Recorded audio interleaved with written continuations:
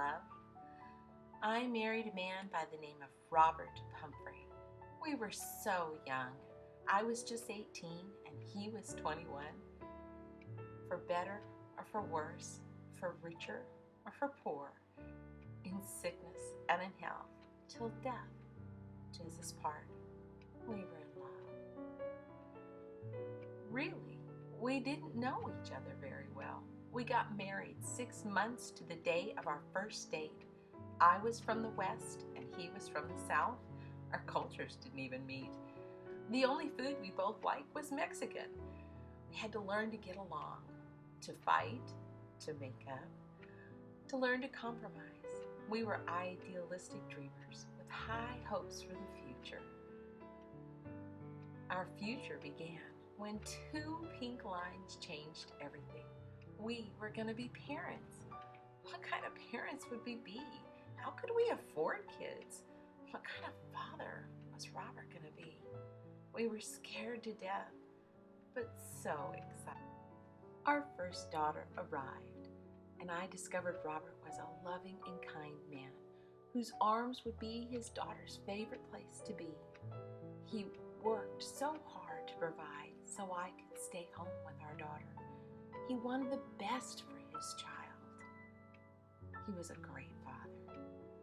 By the time baby number 2 came along, I discovered Robert was a man who loved to spoil his children, giving them ice cream when I wasn't looking, taking them out on dates, buying them candy at the gas station. He wanted to give them the world, and he was willing to work hard to provide, to see that they could have everything their hearts desired. He also began his journey as a teacher. Through actions and words, he began to teach the important things like honesty and faithfulness and hard work, what it means to be kind and to say I'm sorry, how to love life, how to care for animals, how to care for people. Robert was a wonderful father. He taught his children all about life. And when baby 3 arrived, we realized that he was going to be the preferred parent. He loved to play with his children, to watch them grow and laugh. They loved their daddy. And by the time baby 4 arrived, I realized this was a man who wouldn't quit. He loved us and worked for us faithfully. And before we knew it, baby 5 came arrive and the circus was in full swing. Robert worked long hours. I valued every moment that he had with the kids. He played with them and loved them all that he could every day. And when baby 6 arrived, we realized that our oldest was in high school. Our kids started graduating. Our family was changing. The kids were getting older. They had opinions of their own. Robert had to work diligently to guide them into adulthood. And as they ventured into college and beyond, they started to fall in love and have love stories of their own. Now we would see if our parenting would produce good adults, honest or faithful people. We didn't know what life had ahead of us. And then at the very moment, we discovered grandchildren. The reward for not killing your own kids. They stole our hearts. There is nothing quite as precious as a grandchild. We love being grandparents.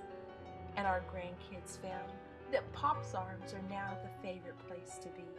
And he is spoiling them, giving them treats and all that he can. And then in 2013, life threw us a curveball.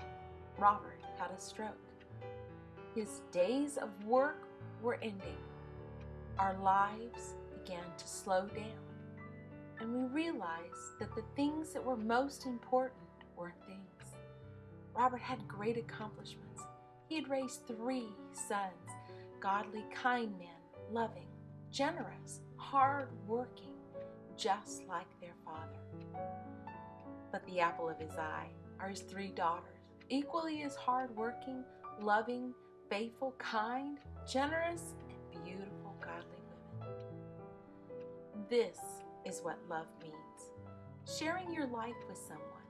Robert and I are still together with our 6 wonderful kids after all these years, and our 6 precious and perfect grandchildren.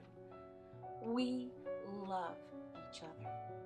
We are one big, crazy, loving family. Robert, you were the right one for me, the only one for me. For better or for worse, for sickness and in health, for richer or for poor, till death do us part. This is what love means.